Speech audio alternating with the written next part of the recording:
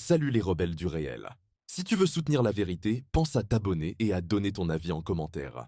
Ici, on cherche à comprendre sans se censurer. À la fin du 19e siècle, les grandes puissances européennes se sont lancées dans une course à la conquête de l'Afrique. En 1884, la conférence de Berlin a organisé le partage du continent sans consulter aucun peuple africain. L'Angleterre, la France, la Belgique, l'Allemagne, le Portugal, l'Italie ont redessiné des cartes, fixé des frontières et installé des administrations coloniales pour contrôler des territoires immenses. Le but n'était pas d'éduquer ou de développer, mais de tirer profit des ressources. L'Afrique est devenue une réserve de matières premières: caoutchouc, coton, or, café, uranium. Les empires européens ont mis en place des systèmes économiques orientés uniquement vers l'exportation. Les structures locales ont été détruites, les langues minorisées, les cultures considérées comme inférieures. Dans ce contexte, la France a colonisé une grande partie de l'Afrique de l'Ouest et centrale. Elle y a imposé sa langue, ses lois, son modèle administratif. Des routes ont été construites, mais pour relier les mines aux ports.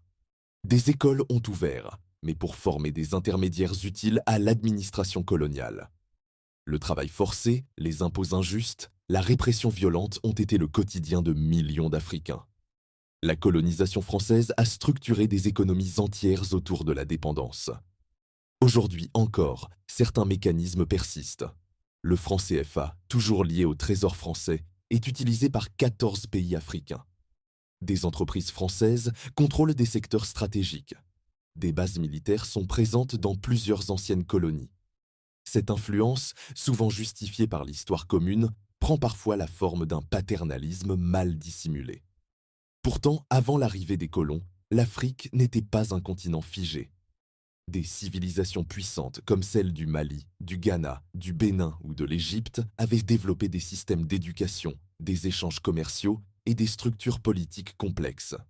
Ce n'est pas l'Europe qui a éveillé l'Afrique, c'est la colonisation qui a interrompu son évolution. Certaines guerres actuelles, comme en RDC, au Soudan ou au Sahel, trouvent leurs racines dans ce passé. Les frontières héritées du partage colonial ont provoqué des tensions durables. Et l'immigration vers l'Europe? Elle s'explique en partie par ce déséquilibre historique. Pauvreté, instabilité, exploitation. Ce n'est pas une crise isolée, mais une conséquence logique. Une nouvelle génération africaine refuse cette continuité. Elle réclame une relation d'égal à égal. Tous les liens sont en bio. Lis, vérifie, fais-toi ton avis. Parce que la vérité finit toujours par surgir. Si tu as aimé cette vidéo, like, partage, commente et surtout abonne-toi. Fais circuler ceux qu'ils veulent enterrer. Ta voix compte.